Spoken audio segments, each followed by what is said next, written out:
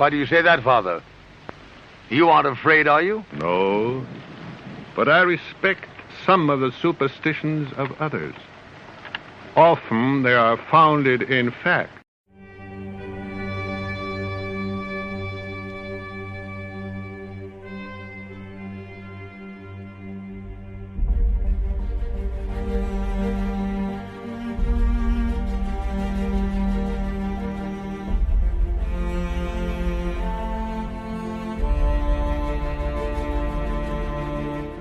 This is your time. This is your call to arms. For the Cryptic Connection is your voice.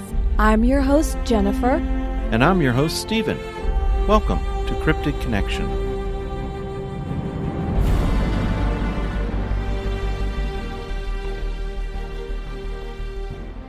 The Cryptic Connection podcast is brought to you by CrypticConnection.com, a website dedicated to you, one who has interest in all things cryptid and paranormal. CC is a place where you can enjoy a hassle-free lifestyle and community of Bigfoot pursuit. Stop by via the internet and visit. Guarantee you will start to feel at home. CrypticConnection.com.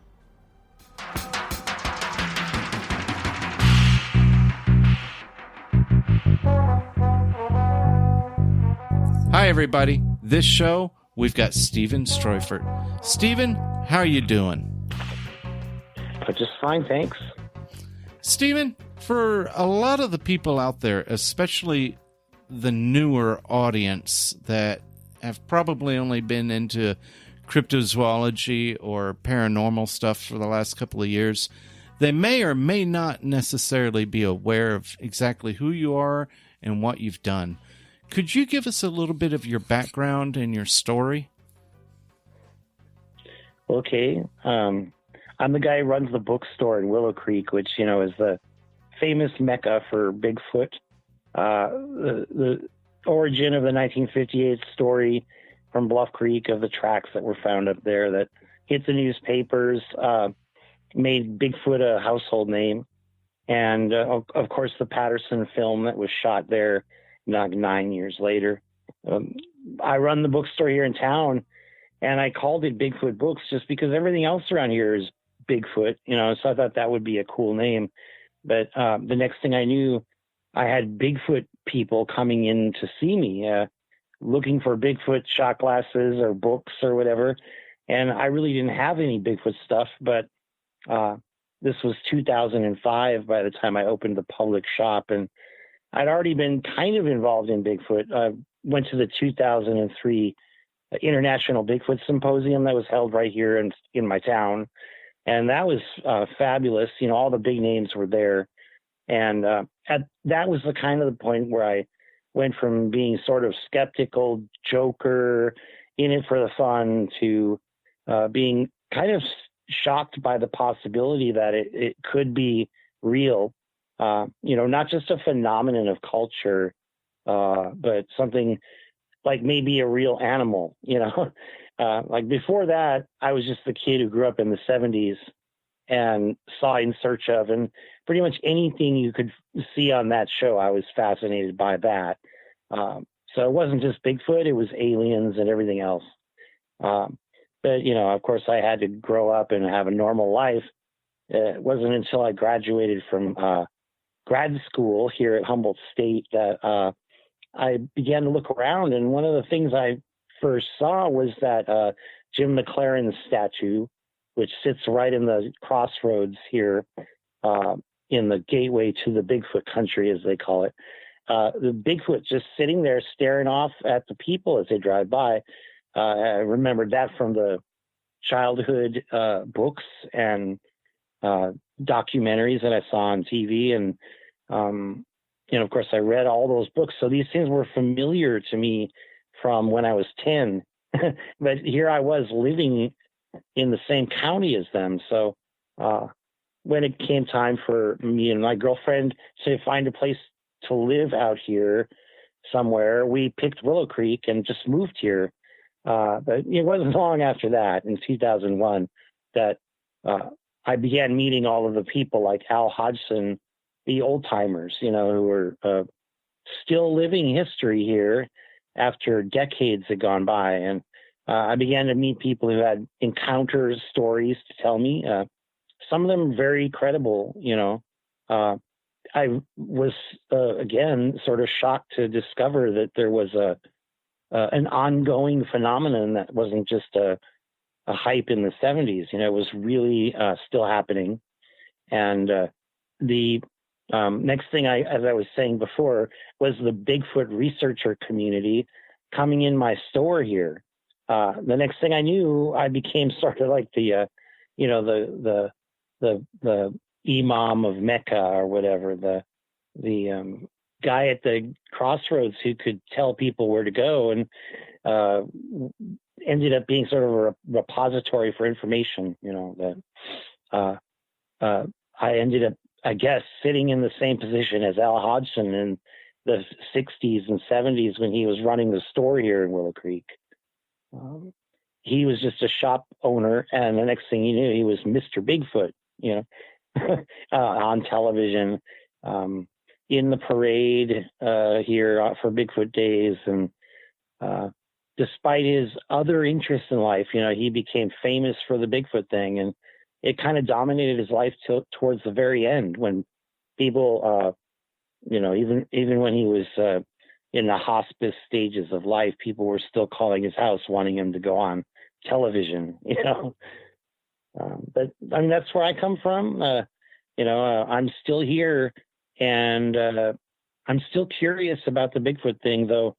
I guess 2 decades have gone by since I first sort of picked up Bigfoot again in the bookstore and looked at the Renee Hinden book and thought, what is with this? That was 1999, and so it's been a while now. Now, I got a question for you, and maybe this, I don't know, this might be something everyone asks here, and it may not be. You mentioned you picked up Renee Hinden's book. I know you're familiar with both Hinden and Green. If you had to pick a camp, who do you think you would side more with, Hinden or Green? Oh, well, those guys were much more closely allied than, say, Peter Byrne and Green. True. That's the real war there. Though all those guys who were on the Pacific Northwest expedition here in Bluff Creek in 1959 to 1962, they all ended up kind of hating each other. Yes, they did. One time up in that expedition, Renee Hinden got left behind on a logging road, and they forgot to pick him up again. And so when they got him, eventually brought him back down to camp, and he pulled a shotgun out, stuck it in John Green's face, and said, you do that again, and I'm going to pull the trigger. And, it wasn't much longer after that, decade and a half or whatever had gone by, and Renee Hinden was in a McDonald's restaurant with Peter Byrne, and they were supposed to make up. They had been brought together by another researcher, and it ended in infamy in the back parking lot where Peter Byrne up and clocked Hinden in the head. Nothing is healed since then. Even now, Peter Byrne is still kind of broiling over these things, but he's trying to keep his gentlemanly demeanor. He's outlived pretty much everybody in his 90s now. Yes, he has. But John Green, to his dying day, he insisted that Peter Byrne was a fraud and a hoaxer and so forth. And, Byrne probably had unkind things to say about Green. But what divided them, and Titmus too. Bob Titmus was another one who I guess was more allied with Green than anybody else. But they all ended up hating each other, and it wasn't just like today. People become enemies because they're competing for television roles and web hits and stuff. Trying to squeeze pennies out of the internet. Trying to capitalize on the thing. Back then, it was primary foundational issues, like who got to define what Bigfoot was. Is Bigfoot an ape or a human of some kind, etc.? Should you kill one or not, And Grover Krantz came along later, and he joined the kill camp. And so you had Grover and John Green and Bob Titmus were kind of on one side, and DeHinden sort of became the arch enemy of Grover Krantz and would mock him at conferences. And Peter Burns sort of played it cool off in the distance, but this war has been going on forever. I don't have a problem with any of them, unless they're just making illogical statements. I find them all charming in their own way, and I generally agree with their approach, which is a more rational one, as opposed to the mystical one, which is becoming more and more dominant today, So my concern is not to make war with anybody like John Green or Peter Byrne. It's to, see what the real enemy is, which is the whole kind of ancient aliens crowd who wants to make Bigfoot into a magical mystery spirit being. You know what I'm saying? I do know exactly what you're saying. Yes, sir. Let's see here.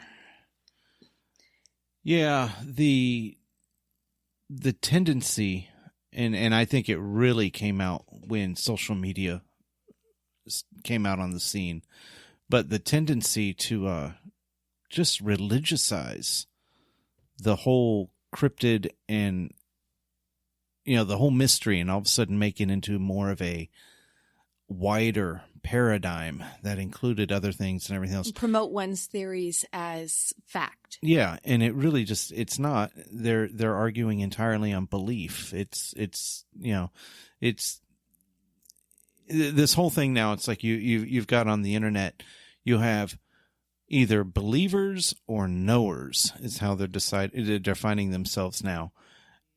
You get some pretty outlandish claims, and there is no proof, and that's the first thing everyone's got to realize is, we've got to be open to actually having proof. The one thing I don't get is, if you're into Bigfoot and you're out there looking for Bigfoot, but you don't want to prove Bigfoot, that to me makes no sense. Yeah. I don't get why, why are you here? That is why I always, whenever I hear that, I want to say, why are you here? And well, that brings up one of my favorite topics is, let's see, Stephen, what are your top 3 Bigfoot culture related pet peeves? Yeah. In relation to the research and the theories people bring up. Well, yeah, just to answer both questions, I guess, those are my pet peeves. Irrational, anti-intellectual, anti-scientific thinking and conspiracy theory and mysticism, So when you're in your private life, you could think all you want about God and mysteries of the universe, but when you're trying to talk about an animal that lives on the planet Earth that I would like to think evolved here, according to the discoveries of biology, as opposed to being planted here by aliens or fallen angels and Nephilim and all these other crazy ideas that people come up with these days. John Green said back there in the day, when he wrote those original books of his in the 70s, he said, you can't explain a mystery with an even greater mystery. That, it's completely illogical to think, well, this is strange, so let's make something up that's even more strange to explain it. You have to have some kind of evidence for your beliefs. Otherwise, you're not living in a state of justified belief. You're just living in a childish, I would say, mode of faith, where you just say, well, anything is true, anything's possible if the universe is infinite. it'll happen eventually anyways. So in multidimensional quantum physics, whatever, these people don't understand physics, but, they're going to go on endlessly about quantum physics justifies Bigfoot not being there, disappearing into the portal or whatever it is. And these are my pet peeves, I'd like to think that somebody would come up with a rational way of approaching Bigfoot. Unfortunately, there's really only one rational way to do that, and that's what we do, like in the Bluff Creek Project, and a few other groups are doing it, Olympic Project or the NAWAC in Texas. These are groups that try to just go out and find evidence. We have had trail cameras up since 2012, nonstop, 365 days of the year, winter and summer, even when the area up there in Bluff Creek is closed to all entrance. And we have yet to see a Bigfoot on our cameras. And we've had endangered species that we've documented as living right there on the film site area where the Patterson film was shot, the Humboldt marten.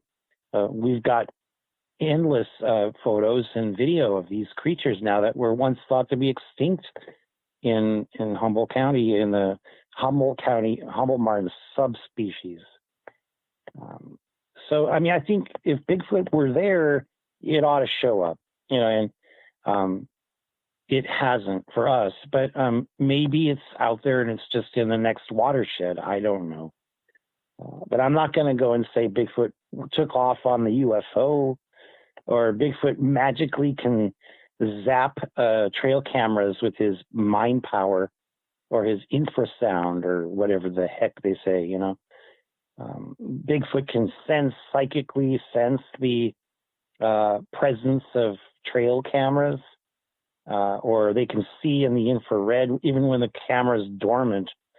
This is called special pleading in logic. It's a fallacy to think that you can continually justify an untenable belief with magical excuses. If it's real, I think you should be able to prove it, and that would be including things like telepathy, clairvoyance, CSP. We're not talking about something that's so far beyond comprehension that you couldn't put it through a scientific test, but they don't ever succeed with anything beyond a margin of error. They continue to make claims or excuses, and the same thing happens with Bigfoot. With the failure, of the scientific approach the seemingly scientific approach of the Ketchum DNA study, we had a lot of high hopes of people who thought that the thing was going to be proven finally, but it turned out to be a bunch of rank pseudoscience. And she was yet another mystical who was claiming that Bigfoot was a fallen angel, bred with some kind of proto-hominid thing that, mated with a human, a woman, and produced a hybrid. And, it's like, well, why would a fallen angel even have DNA? I thought they were spiritual entities, But since that failed, we've had a total breakdown in the Bigfoot community, since 2013 or so, where the woo-woo types, we like to call them, took over, basically. There's, for every one skeptical, rational person, and, there are a lot of them in the Bigfoot world, there's got to be like 25 woo-woo newbie nutcases who joined up. And maybe they saw it on Ancient Aliens or some terrible TV show like Expedition Bigfoot. They just come in and they're already primed. They're already the kind of person who believes things on faith and gets all emotional and worked up about things rather than remaining rationally objective, So you have a lot of arguments now just with the nuts. I mean, that's what I call them. I mean, to me, they're nuts because they can't prove a dang thing. And their whole ideology is, I'm a knower. They've had some experience or whatever. So they say, I'm a knower. You can't question me. I know what I saw and I don't have to prove it to you or anyone. And so now they have this private reality where they can literally claim to be more special than you are. And they don't have to even justify it. It's a very quick and easy way to feel special and get attention and to be in a small community and find a bunch of friends, it becomes a lot like church at that point, I think.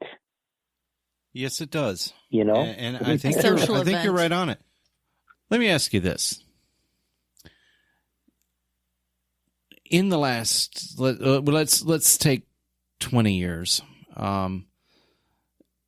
Has there been any advancement? Has there been any development that you're aware of that you think has moved the community forward or moved the evidence forward, for lack of a better term? Has there been anything that you can think of note? The only thing that's really notable is that it's gotten bigger, through the means of mass media and internet technology, social media. Bigfoot has become a huge thing, getting network TV shows and stuff, not just one-off documentaries that people laugh at. Now there's 5 or 6 different shows that people can laugh at even more. It's not as serious as it used to be. You used to have a lot of really rational, serious thinkers involved in this. I mean, those guys we talked about before, they were fighting because they were like seriously engaged in a debate about what this thing was. Now we just have a bunch of people who don't even remember or never even knew who John Green and those guys were. They think that Bob Gimlin filmed that movie that was shot in Bluff Creek, but they forget who was Roger Patterson. It's really a sad thing how far backwards the Bigfoot field has fallen from its origins. They didn't prove it back then, but at least they were seriously scientifically minded, rational for the most part, pursuing this thing.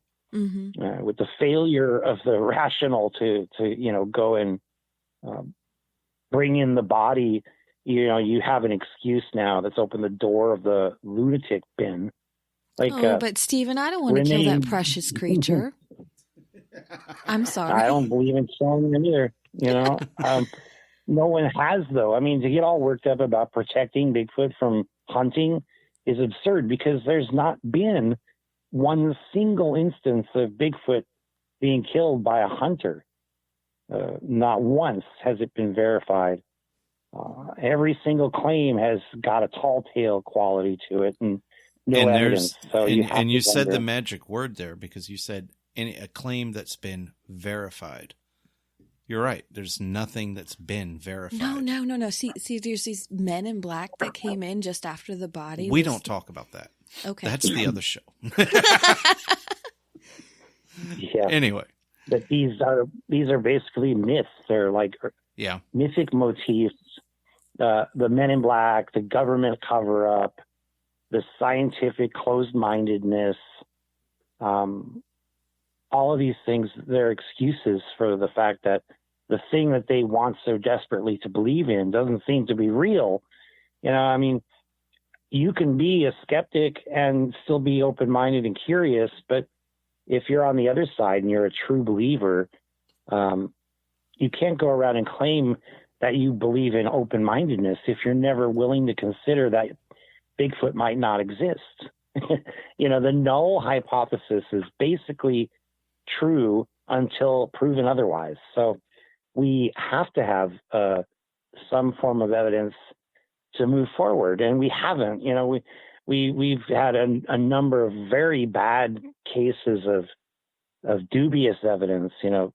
Endless bad, fake-looking tracks that might not even be tracks. It might just be divots in the mud,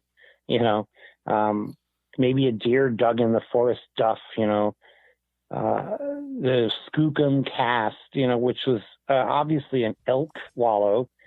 They claim it's Bigfoot squirming through the mud trying to get fruit without leaving footprints.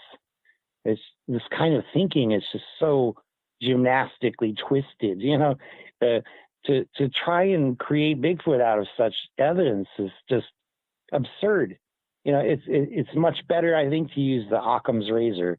Like if you had something fall into your camp from the trees and you don't see what it probably was a pine cone or an acorn, or maybe even a bird was flying by and was carrying something and dropped it. But to say Bigfoot's throwing rocks, well, show me. Where's the Bigfoot? Has anyone ever actually seen a Bigfoot throwing a rock? Or for that matter, a Bigfoot making a tree structure, bending trees, breaking them, knocking on them. And, if you find a tree structure in the woods, where are the footprint tracks of the creatures who made it? Why isn't there a bunch of hair all over the wood pieces that they so carefully crafted? That's the kind of thing where you want to have evidence. There should be evidence there, and if there isn't, you have to continue to ask questions. The questions, to me, the questions are the most important thing because knowledge is never final. We're always going to be exploring reality. The infinite universe out there is never going to end for us. We can't even get to the places to see them, to explore them. We can see these galaxies far, far away, and it's probably best to just go with the evidence rather than imagining they're full of Darth Vader and Luke Skywalker civilizations and Nephilim and ancient aliens and all these other things that are really a stretch of the imagination. To me, I love science fiction. I grew up reading that, but you've got to be able to draw the line somewhere. Yes. Between speculative things and imaginary things and actually verifiable things. And I mean, not to be mean and not to be closed-minded, but it just doesn't hold any water.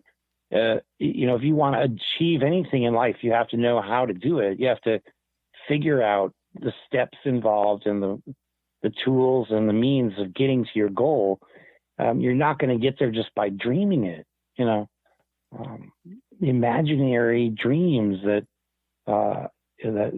you wish were true, I got a question. While you're on this topic, it's just a side note, but I'm curious. Does the Fermi paradox keep you up at night? Oh, not at all. Not at all? No, I'm perfectly happy to imagine that there's life forms out there. And if you study the science, it's not that mysterious, really. The universe is huge, and we're in a tiny little speck of it. Our ability to perceive and to even comprehend what it is so small.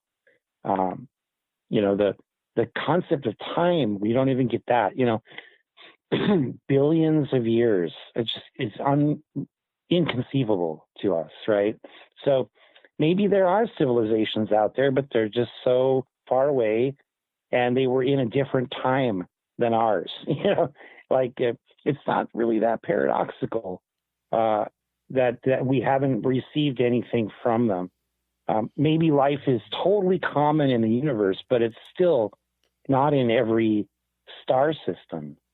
Right? Maybe it doesn't matter because there's so many star systems out there. There's so many galaxies out there that we don't even know where it ends because our ability to see stops with the threshold of light speed. We can't even see beyond the edge of the universe because the light hasn't gotten here yet. Correct. So, I mean, that is how massive it is. And, well, certainly the same laws of physics apply to the whole universe.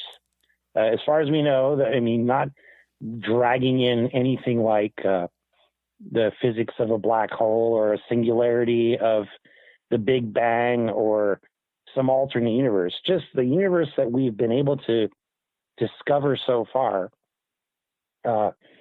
Those same laws of physics apply within it. And so the laws of chemistry and potential biology and everything else is going to follow from that. So even though every world is going to differ, you're going to find enough similarities for life to evolve all over the place. It may be, though, that the life that evolves is not like us. You know, we assume it's going to be some bipedal creature with a head and 4 limbs walking on its legs and flying in a metal craft. But what if they're different? You know, what if they're microbial? What if they're like a whale, a dolphin? They have no reason to fly in spaceships. And maybe their exploration of the universe is conducted in a different way than ours is. So these are all very valid points. Radio signals. SETI hasn't found a life form enough like us to use our kind of technology. Correct. Right? There may be different forms of technology. All right. Now, you mentioned having a couple of different research efforts that you're involved in out there in Willow Creek.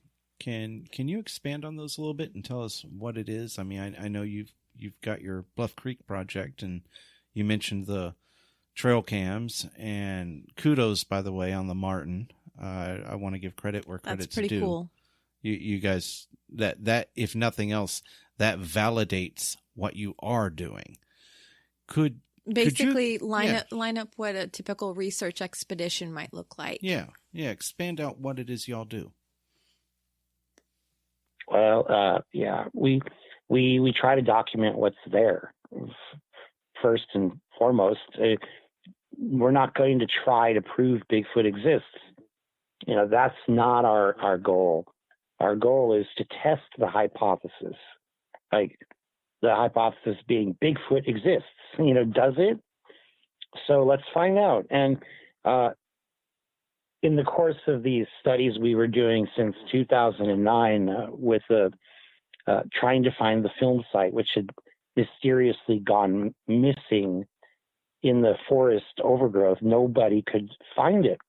We couldn't find a single person in the public realm who knew how to go there and point at the very basic features that you see in the film, like the big trees, the stumps, the log debris, the geographical, geological, hydrological factors involved there, including the botanical ones, like the trees in the back.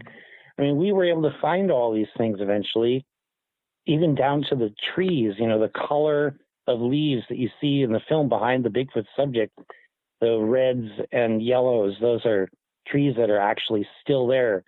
And we proved this all with mathematical accuracy, with no doubt remaining. But that was a long investigative process. We were involved in that for 3 seasons, you know, the 3 years of summer, spring, fall, where we can go in there. And finally in 2011, we were able to present the evidence and verify it. So we kind of thought, you know, we want to do this as an example to the Bigfoot community of what a bunch of amateur people can do if they just set their mind to it and they're honest about it and they work hard at it and they're persistent and ruthless in their judgments of the information. You know, we eventually found the film site despite the fact that there were like 6 or 7 other major claims to its location by prominent Bigfoot research figures like M.K. Davis and Peter Byrne and Christopher Murphy. And even Daniel Perez, who kind of works with us, in our group, he's not a joiner, so he's not an official member of Bluff Creek Project, but even he didn't know where it was, because in his book, he had it marked on the map with the source being Renee DeHinden. It was probably the best source for where the film site was. And he could still not find it, couldn't see the site for the forest, as it were, How far, just out of curiosity, how far off was that location? Or was the X roughly on the right spot? I mean, within a couple hundred yards. Oh, but, yeah. Renee DeHinden was known to give people false information if he didn't like them. And he must have liked Daniel because he gave him the true information. But even then, Daniel would go to that area and he couldn't find the big tree in the back or any of these other things. And he kept looking for them. And in 2003, when they had that big symposium, everybody was there, Green and Jim Maclaren and Bob Gimlin and so forth. And they couldn't find the film site then. So we called that the Great Confusion of 2003. Where everybody in the community, I think, in the back of their minds, they ask themselves, where is that darn thing?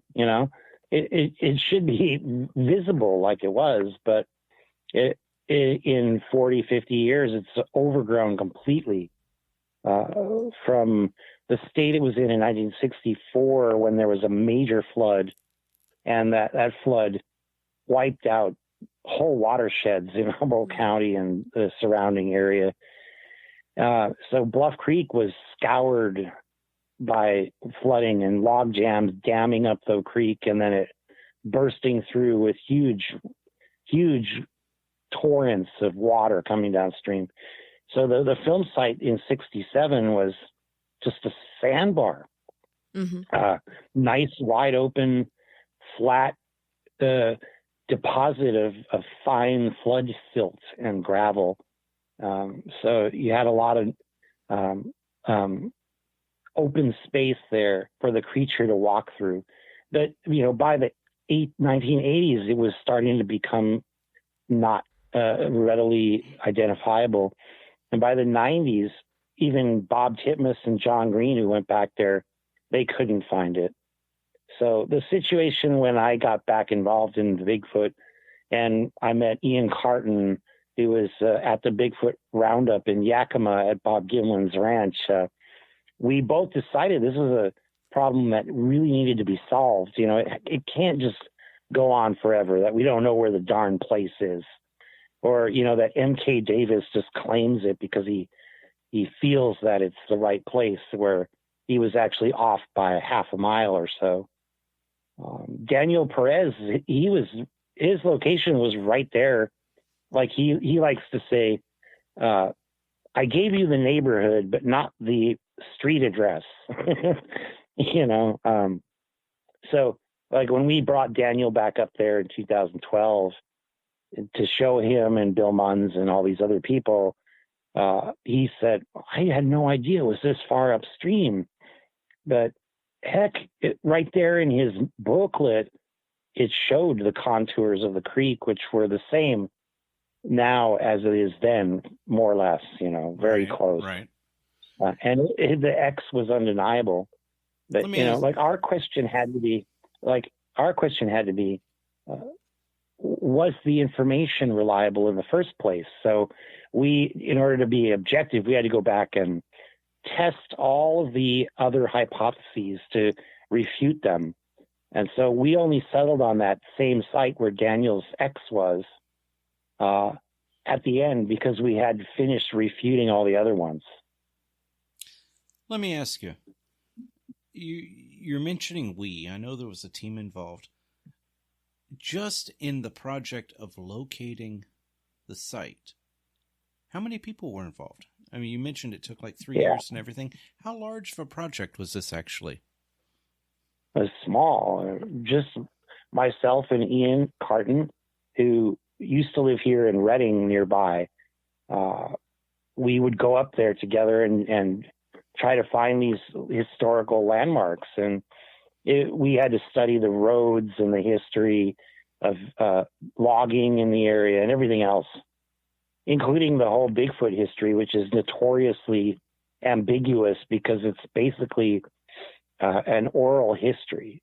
It's told in stories and never was really documented in a scientific, thorough way, a historical way, where it would be like losing the Gettysburg battlefield or something. Right. But we found it, and, I guess you could find a battlefield by finding old bullets and things, just like they found this village, this civilization of Native Americans along, some highway they're building just recently. This whole unknown thing was found by just scraping up some potsherds, and right. They're able to put it all together. And we tried to do the same kind of thing, finding a stump buried underneath some vines and forest debris, and pulling all that duff off there and looking at the stump, it was like archaeological discovery. It was a fascinating thing. We were able to think, could this be the stump that is in that film, 40 something years later? And turned out it was. These things didn't rot away. They didn't log the trees away, and the landmarks were all there. Almost everything you see in the film has still left a trace there on the sand that didn't wash away and didn't rot. Yeah, it's amazing, but it's like a time capsule. I guess, when you have a sandbar that doesn't get washed away, it tends to preserve things rather than rot them. That really does surprise me. Yeah, and we were surprised too. The old growth stumps and such are very thick wood, and they don't just fall apart. But anyway, your question was, somewhere along the point, we met Robert Leiterman, who's a ranger here in the state parks in Humboldt County. He was involved with the BFRO and had been working on video projects, documenting research. So he got interested and followed us around with his video camera. And so the next thing we knew, after a few years of doing this, we had something like 70 videos of us looking for the film site and discussing it and, sitting around and pointing at maps and things. It's quite an adventure, that he's now written up in a book that we're hoping to put out soon. The journey of rediscovery of the Bluff Creek Film Site. But, once we had the three of us, we were like a team. We decided we'd have to call it something. So we came up with the Bluff Creek Film Site Project, at some point I met a guy here in my bookstore, is a local student geologist at Humboldt State. And that was Jamie Wayne is what he goes by publicly. He was capable of looking at our site survey that we did with another new team member, Rowdy Kelly, who is a film scout, film student. He does a lot of rural film scouting here for various TV shows and movies, like Finding Bigfoot or whatever. But Rowdy joined up with Robert and I to survey the film site. At this point, Ian had actually bailed out and decided that we could never prove it, that we were on the wrong track, and we'd all drunk some Kool-Aid. So he went off and moved to Virginia. He was just completely despairing of the whole Bigfoot pursuit, so he went back to be with his family and his father, who was ill. And we didn't hear from him for like a year. Rowdy joined up, and he was instrumental with his knowledge. The three of us, with our various abilities, were able to conceive of doing a site survey. So we undertook, like, if you can imagine, the film site's about as long as a football field and about as wide as a football field, about 100 yards each way. So we surveyed that entire area using a compass and a tape measure, and we drew a north-south line, and then we drew an east and west line. And then we identified the spot, which was more or less where Bob Gimlin had said they first saw the creature. So right there, it's looking across the creek at the X that Rene de Hinden put on the map. So we figured this is the most likely spot. So let's just put the bottom of our survey right here where Gimlin said, and we drew the north line, and then we made a grid. So within each square of the grid, we had little flags, on each corner. So we were able to stand in the grid and then note whatever was there that was older than, like, say, 40 years. So what we did was we removed all of the new growth and showed only old things, stumps and old logging debris and old trees that we were able to, either just tell by sight were older or bored them and found out how old they were by the tree rings. So at this point, we had a graphical depiction of the entire film site, which Robert Leiterman drew up into a map. So you could actually look at the thing and compare it to the various photos that were taken at the time and the film itself. So Jamie, the geologist, did some trigonometry and mathematically proved that we had documented the real and true film site by, comparing in triangulation, comparing the stumps and trees and things. Right. It was an undeniable configuration that went far beyond randomness. So, like, at that point, that's when we won the Bigfooter of the Year award from the Bigfoot Times.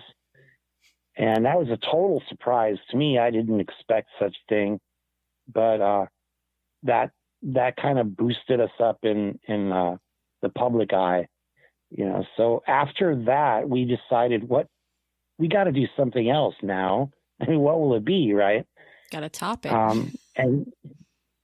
And so, like, in the back of our minds, we'd always sort of thought, well, where's Bigfoot? We've been up here countless times. We've never seen a Bigfoot. What would it be like to just put up some trail cameras? Jamie kind of ran with this. It was sort of up his alley. He put together a funding drive to get cameras bought by the public that we would then go and put up there all around the film site and in the surrounding lakes and any promising areas where, a Bigfoot might walk by if it were living there. And so we had the peak of the thing, we had like 20 cameras running in multiple locations all year round. And, battery technology now is advanced so that we can run these things all season without even being there. So when the snow melts and we're finally able to get in there in the spring or summer, depending on when that is, June or July, maybe late May if we're lucky, we're able to get in there and it's like Christmas for us. We're just so happy with what we found. Even though there's no Bigfoot in there, we've got endless bears, endless mountain lions, Humboldt martens, fishers, ring-tailed cats, they call them. They're just a very impressive array of wildlife up there. That's satisfying all on its own, even though it would, of course, be really a lot more fun if we had a Bigfoot just walk right up to the camera and stick its tongue out at us, but it didn't happen yet. Hadn't happened yet? Oh, my No, goodness. we get a lot of Bigfoot researchers who come up and, they'll moon the camera or something like that. Really, I was just going to ask thing. that. So, yeah. Have you had to move your cameras a few times because of them being outed? I'm surprised. We've only had one camera that went missing that we think was stolen. And that was at a lake. That's a lot more accessible. The other ones that have been missing were from bears, take them off the tree and chomp on them. People have respected the cameras that we have openly planted there. We don't try to hide them to make people afraid of being recorded or whatever, but there are other cameras along the way that will record in a sort of triangulation manner. If an animal walks past one camera, it's likely to be seen by the other cameras too. Right. So we do have a setup like that where some of the cameras are not as visible as others, and it's hard for anybody to see them all. So yeah, we do get some candid shots of people, and we usually delete those right away if they're anything where you wouldn't have an obvious recognition. We just don't think it's nice to snoop, on people. Right. So yeah, but if a Bigfoot researcher comes up and sticks their face in the camera and makes goofy behavior, we're gonna keep that one probably. You gotta have a wall of shame somewhere, right? Well, it's not public. It would be kind of fun, though. I mean, really, when MK Davis walks by and he's going to the wrong film site, we have recordings of that. He went and dragged the whole Japanese television crew past one of our cameras, and he even points it out in the television show. He's sitting there pointing at the camera, but then he proceeds to walk downstream away from the film site. So, oh, that's funny. Oh, my goodness. But anyway, just to get a plug in, let me just say, that's the Bluff Creek Project, and you can find it on YouTube, on Facebook, and on our blog, bluffcreekproject.blogspot.com. Bluff Creek Project is all one word on YouTube. If you search for these things, you'll see all of our videos, not every single second of data, of course, because that's just endless, but the highlights of animal activity. You pulled out, yeah. If it's all right with you, Stephen, we'd like to post a link to those on the podcasts and the YouTube version as well. Yeah. Thank you. Yeah, Thank you. Be our pleasure.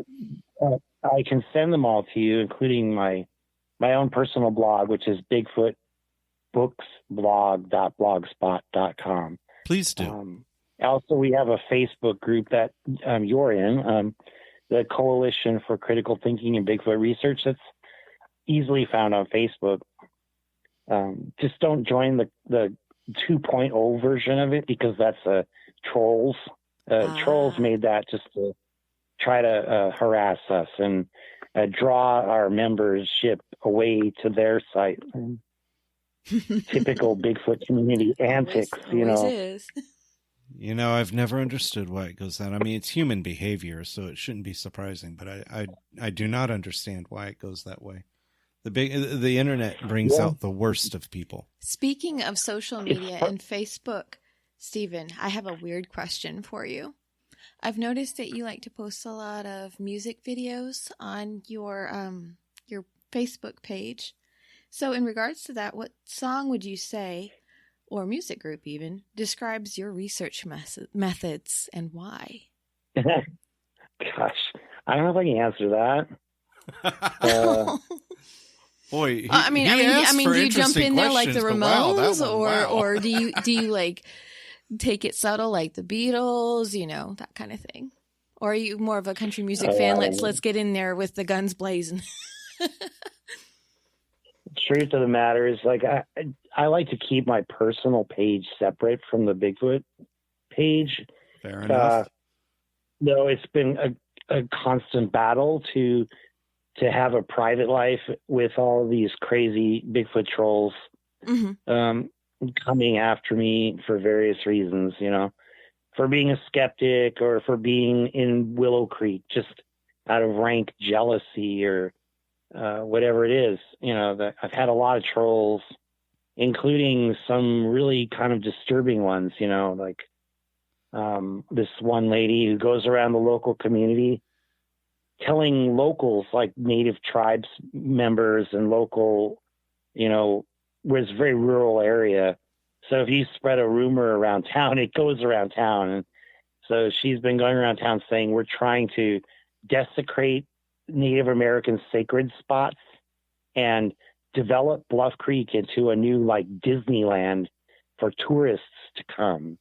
And it was just a ridiculous thing to say, but in a kind of Wild West area like this, those kind of things could get you killed, very easily killed.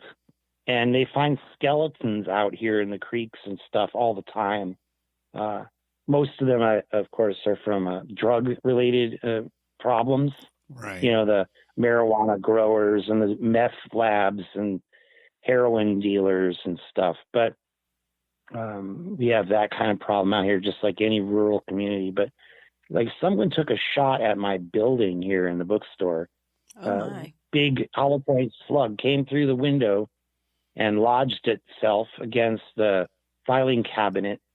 And I looked out the broken hole in the window, and you could see right to the highway at the level a truck would go by, a pickup or SUV. Right. Somebody had probably, my friend, the gun expert, said it had to be a handgun because a rifle would have gone right through the next wall. But, I don't know much about guns, but that was scary, and I found the slug. It was like copper jacketed, looked like hollow point. It had glass embedded in the tip of it. Very unpleasant to think, like if I had been here at the time, or my kid had been in here, right? Innocently drawing artistic pictures, and some psychopathic Bigfoot freak goes by and shoots at our building. But that's the kind of stuff that happens, and I hate to say it, but it's like all the time, death threats, threats of violence, slander and libel that you wouldn't believe, and harassment, including like my phone number got doxed out by this YouTuber, and then the next thing he actually went inciting people to harass me by calling me on my phone. Really? So then for the next week or two, I had to set my phone to, accept no unknown numbers, because in one afternoon, evening, I received 64 restricted number calls. And then it went on in the next day and did some more of them. My goodness. It was very creepy, disturbing that somebody would actually do such a thing. You have really experienced the dark side of the community then. You've been on the receiving end of negative social of just media the aspects. The worst parts of it. Yeah, well, it's not that different from a church in the Dark Ages or something, like burn the witches, right? That's a very good comparison, actually, it's a very for a valid lot of us, comparison. yes. It's a very valid comparison. Let's go off But on I could go on more about that if you want. The dark side of Bigfoot. If you're going to change the topic, I just wanted to say that, to me, these are the kind of reasons that I became more skeptical. It's not because so much I have a thing against Bigfoot or I'm closed-minded or something. I mean, I really wish Bigfoot were real, and I kind of hope still that it is. But it's these researcher types, the kind of things I've seen from their all-too-human behavior, and their just disturbing ways of thinking, and their actions against me and people I know as well, it's deeply disturbing, and it makes one have to be skeptical. Beyond being skeptical about the evidence, you have to be skeptical about the human motivation, the human psyche in general, human nature in general. How could a person behave that way?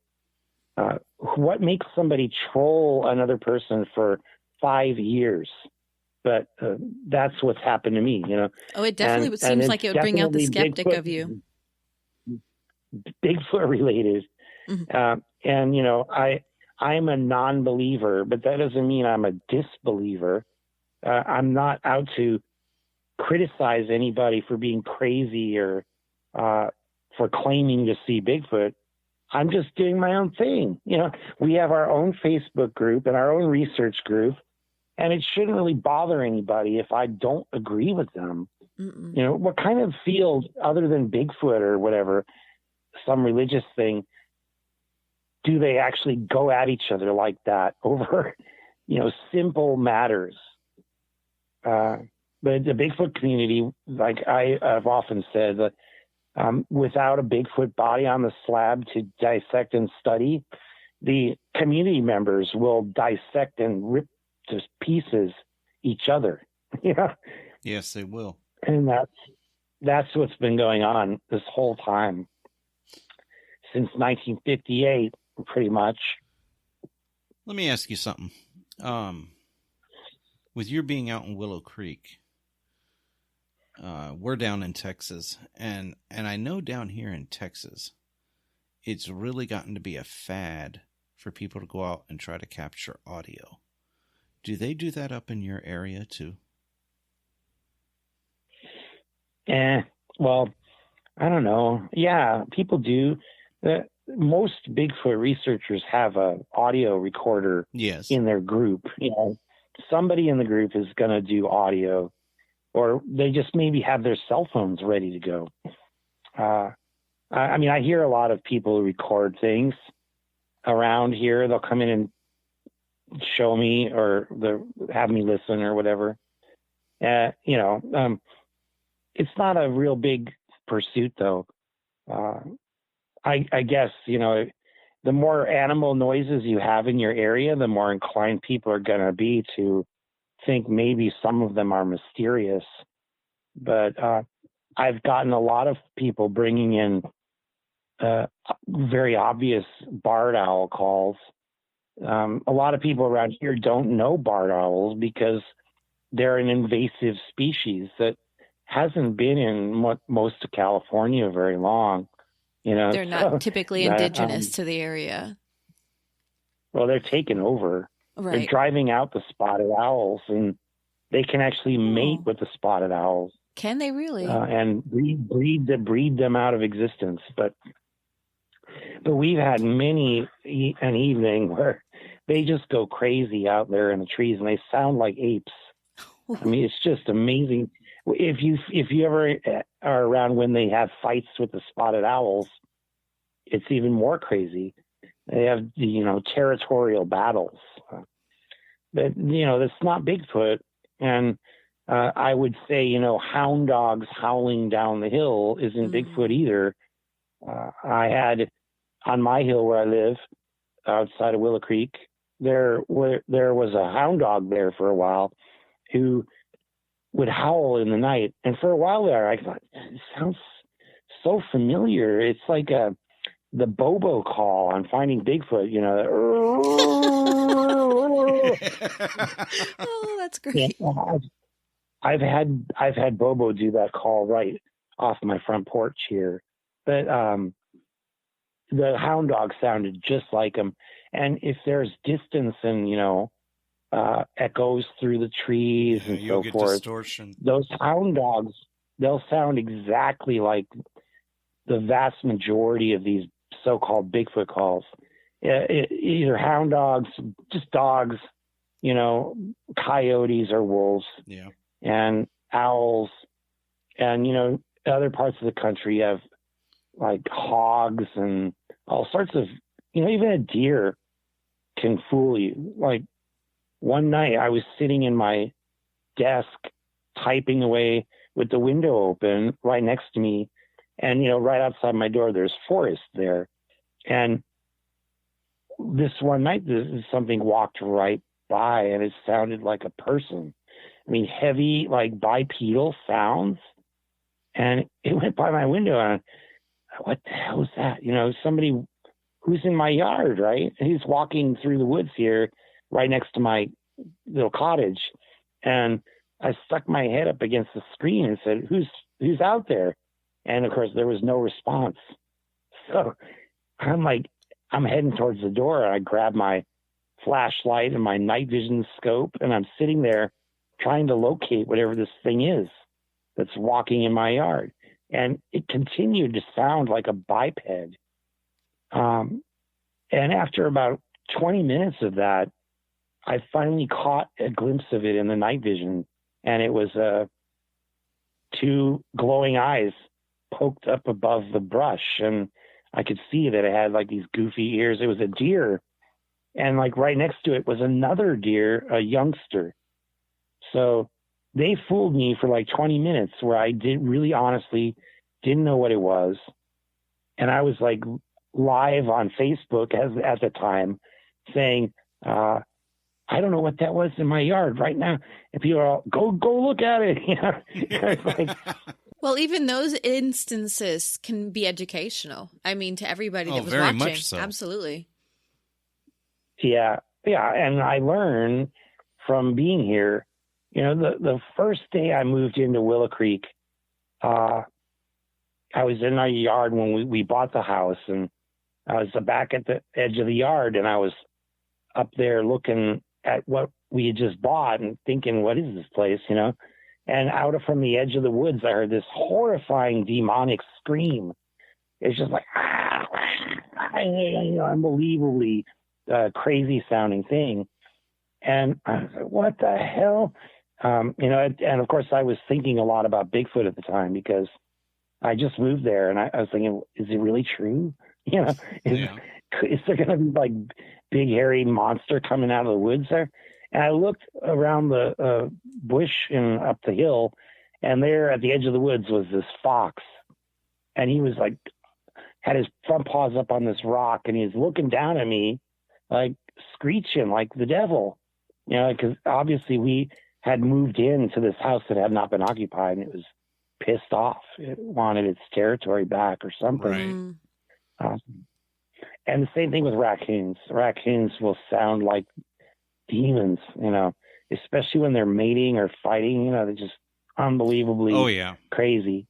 Oh yeah, a raccoon. So I don't know what they're recording down in Texas, you know, but oh no, we've got the coons, we've got the foxes, we've got the hogs, we got the deer. We definitely have the owls. And Stephen and myself, we both have witnessed a cougar. Yeah, we've got cougar. Oh yeah, those are crazy. And sounds they make. Their sounds, yeah. You'll swear there's a woman being murdered out there.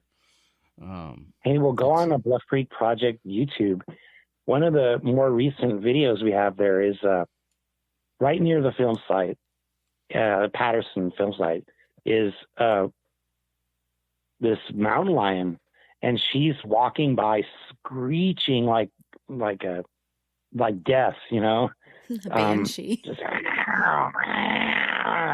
And then from back closer to the camera, you hear another mountain lion growl back at her. And so it's like, here's the male probably, you know, the male Bigfoot, the male mountain lion is right behind the camera growling at her. And it's just extremely outrageous, the sound that it makes. I don't know if I can find the address for that, but it's on your Bluff Creek page, though, right? On YouTube? Yeah, on YouTube. I'll look it up for you here. And, but yeah, so down there in the south, I mean, a lot of that area is just crazy rich growth. It's not all like West Texas where it's all dried up and right. Like, I mean, that's some dense habitat there. You could probably have tons of animals. It's a lot of it. Now, that being brought up in full disclosure, we live in West Texas, but we go out and research in East Texas, Southeast Texas, and then into Oklahoma and Arkansas. Nothing against West I was about Texas. to say, I mean, I'm a fan of Cormac McCarthy books. You know, I don't know if you ever read him, but no, I West haven't. Texas novels. Oh, really? See, we're right here. If you're familiar with West Texas at all, we're in Abilene, and so we're just pretty much smack dead, dab in the dead center middle if you look at the Texas map. And yeah, well, my ex-girlfriend was from the Houston Conroe area, right, and she grew up in the swampy forests, so yep. I heard a lot of tales about that. Like a date in high school would be go out and find an alligator, Oh yeah. All right, I'm gonna change the subject here for a little bit because we want to get to know you a little bit, and we like to ask our guests, what's the dumbest thing you've done in regards to Bigfoot? And by that, you can take it however you want, but I'm meaning it innocently. I mean it like, okay, were you looking at the ground and walked into a tree limb and knocked yourself out? Or did you think something on your arm was a snake and scream bloody murder? Yeah, or something like that. But it can be whatever you want it to be, obviously. But, everybody's human. We all screw up and have those embarrassing moments. What was yours? Nah, I don't know. I'm perfect, so. I have a very hard time believing that. I really don't know what to say. I mean, we're pretty, withdrawn from emotional freakouts in our research. We don't get scared in the woods. I'm used to living in the woods, so I don't freak out. But I mean, one night in my yard, I guess the dumbest thing I did was chase after what I thought was a Bigfoot. Not the one where I was following the deer, but this other night, something came down the hill, and as it walked or proceeded, it seemed like it tripped or something. Like it had sounded stealthy, like a bear or a deer can be. But then the next thing I heard was this whomp, whomp, whomp, whomp down the hill, like the ground was vibrating. And I was sitting on the porch, with this concrete slab foundation with a, open porch around it. And I was reading, and the next thing, what is that? So I get up right quickly, and I grab this flashlight that was by the door, and I'm out in the yard moving towards this thing that I had heard crash down in the brush. And I thought, that's not a bear. No way. I mean, bears don't have a high center of gravity to make the earth vibrate like that. And then I was out there at the edge of the yard, right where it had basically fallen down in the brush, and it had moved back, 30 yards or so into the dense woods. The yard around the house was semi-cleared because of fire safety. So it had moved into this thick undergrowth, and there's a spring over there.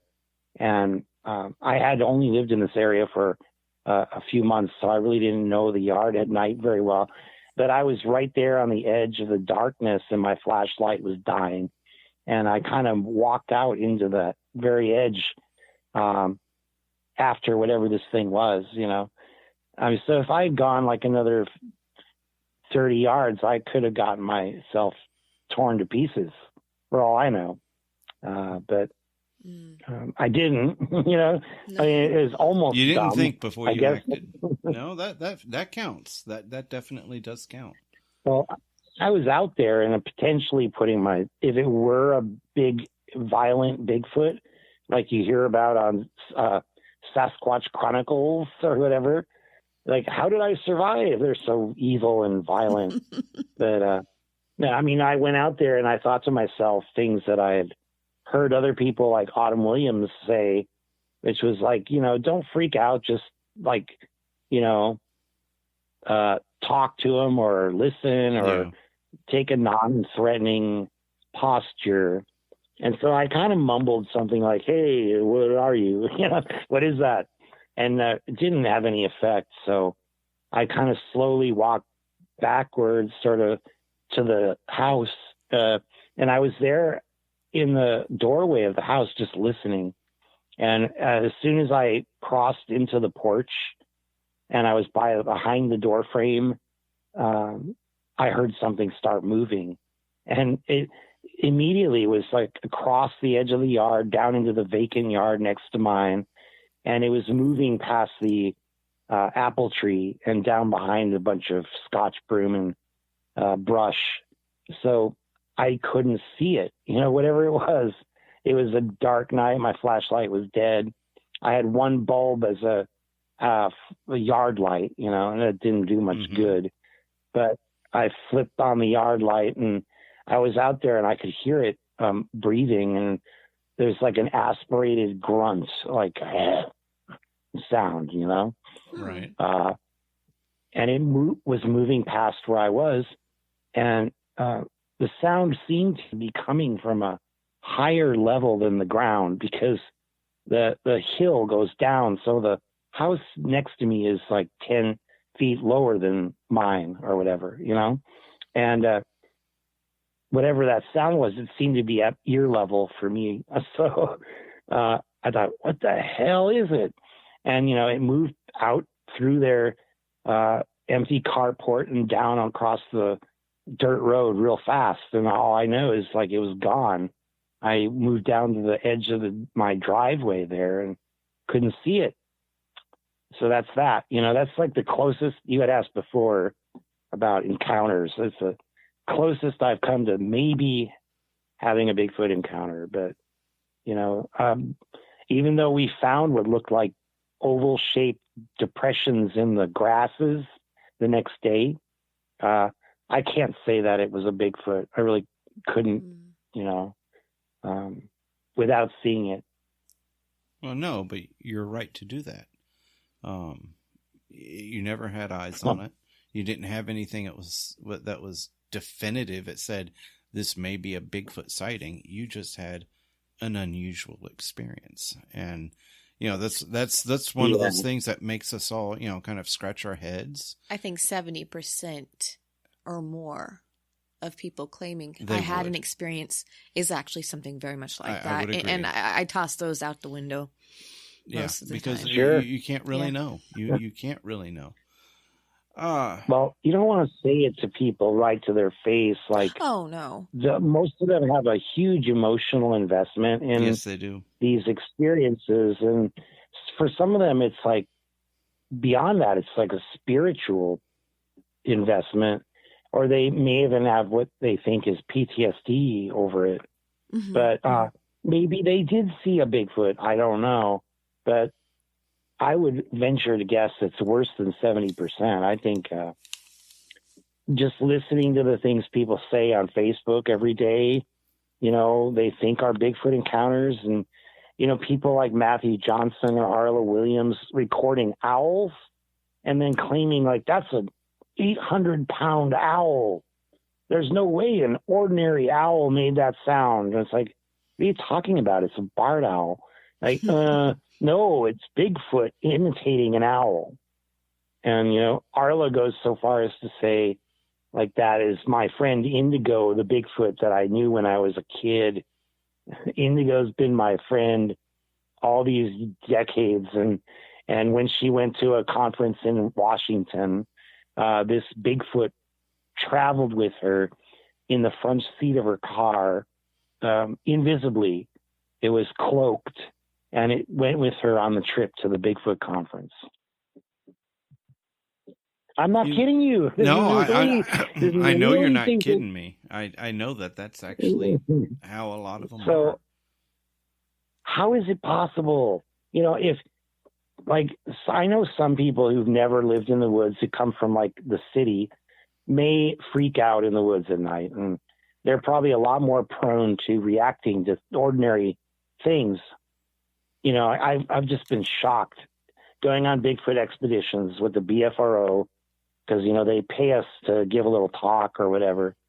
You could make like $60 or something, mm-hmm. might cover your gas money, but like, or just friends who come visit from other parts of the country. Some of them are very highly reactive to completely ordinary things. Like, I've seen people chasing raccoons and deer back into the most pretty dangerous looking forest, thinking that it's Bigfoot. sometimes they're inclined to do crazy stuff like trespassing on pot grows. But that can be very dangerous. That happens. They believe in the nuttiest things. You can't stop them. I like to say, like, if I went by the standards that most people in the Bigfoot community seem to use as a Bigfoot encounter criteria, I must have them every day, because almost every day there's something weird that I hear on the woods, or I see a shadow in the woods that could be something, but I'm not prone to flights of fancy like that. I'll stick around and try to discover what it really was, and usually there's an ordinary explanation. And you know what? It's good to have that ordinary explanation, because if you can verify something and it as a fact, that becomes real knowledge as opposed to a crazy ass belief. Let me ask you, have you found anything out there? Have you actually located anything, like tracks or anything like that? At least something that you would put in a questionable category. Sure, kind of. I mean, nothing super vivid, right? Like I told you, my little thing with the whatever it was came down the hill. Right. There were tracks, like not in dirt. I mean, it was hard packed, kind of gravelly dirt, but the plant growth was fresh. So there were what appeared to be footsteps coming out of the brush across the grassy undergrowth and over to another part of dry dirt. So there were like 3 depressions that had not been there before. It's out where my compost pile is. So I'll go out there and dump the compost, and I would have noticed if there were tracks before, and there weren't. Right. So that's something. And, we've had members of our group find various things. Quite often it's bear tracks, bear tracks, if they're made just right, they can look like a Bigfoot. And it's pretty much, I think, one of the foundational explanations for the Bigfoot myth, which is, regardless of whether it's real or not, there's this legend of Bigfoot out there. And those tracks that bears left behind, if they're double stepped or if they're impressed upon, other depressions in the ground, can very, very easily look like a humanoid track. And we've had calls in where, like one day Bobo drove all the way from Arcata to Willow Creek, and he comes in my store and he's like, yeah, come on, we have to go check out these tracks. So we go down there and look, and it's just bear tracks. You can even see the claws in the dirt. Black bears don't always leave claw marks, but it is very common for there to be a game trail, and the bears and other creatures are walking along. And if you're through selective attention and confirmation bias, you're always looking for that one track that stands out, and given the randomness of nature and all the various factors, and maybe even humans walking along, leaving weird tracks, you're going to eventually find a lot of things that look like Bigfoot tracks. But likely they're not. What I want to see is a long trackway, a very clearly defined one, Right. Right. Yeah. I think that's the holy grail for most people is, let's say, a 20 or 30 yard trackway going down the side of a dirt road or something like that. And you've got fresh mud and it's perfect. And you can see maybe 8 or 10 tracks from each foot. And you can see it as you're going down. And that's almost never found. You almost never have anything like that. And if it is, it's never documented correctly in any way. Yeah, like the Cripplefoot in Bossburg, Washington, 1969. Yeah. That's the famous one where one of the feet is bent, and Grover Krantz drew like the bone anatomy that ostensibly was there. Well, I mean, it seems like it was a clever hoax done by Ivan Marks, a known hoaxer. But I've never seen the documentation of the whole trackways. They had like media out there and a whole bunch of Bigfoot researchers, and they just still didn't get a proper documentation of it.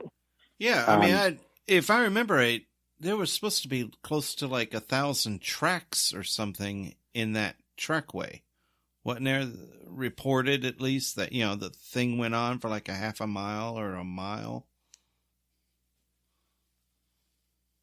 Yeah, well, there were multiple instances of tracks being found there too. And I maybe the thing was photographed and filmed thoroughly, but I've never seen it. I've seen individual pictures of a few tracks, and quite often they don't look very real. Like the same thing happened here in Bluff Creek. In 1958, there don't seem to have been very good documentation of those, except the casts that were taken by Jerry Crew, which looked very real to me. But shortly thereafter, there were some hoax tracks that started to appear. Yeah. And those are the famous Ray Wallace tracks. And they look very different. Ray kind of screwed everybody up there. Yeah. Like Ray Wallace's brother, Shorty, who is also there, lived next door to where I live now. This is where he apparently had an ape suit in his garage there and so forth. Mm-hmm. My neighbor there, Jay Rowland, who passed away recently,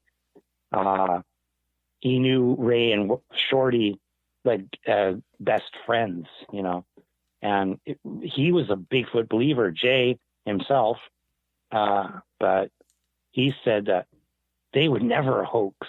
I think it's kind of like a thing. You didn't want to talk about your friends in a bad way. Right. But like those are obviously fake. And if you look at the history of them, they appear here and there. And then in 1967, they appeared again along Onion Mountain Road and Blue Creek Mountain Road, which are right next to each other there, up on the ridge above Bluff Creek. And they had long trackways that impressed the hell out of John Green and Renee DeHinden. John Green actually came down here, looked at a set of tracks on Onion Mountain, and drove back to Canada. He lived up outside of Vancouver in Harrison Hot Springs, and he got back home, and the next thing he knows, the next day he gets another phone call from the Bluff Creek area, and it's Bud Ryerson saying,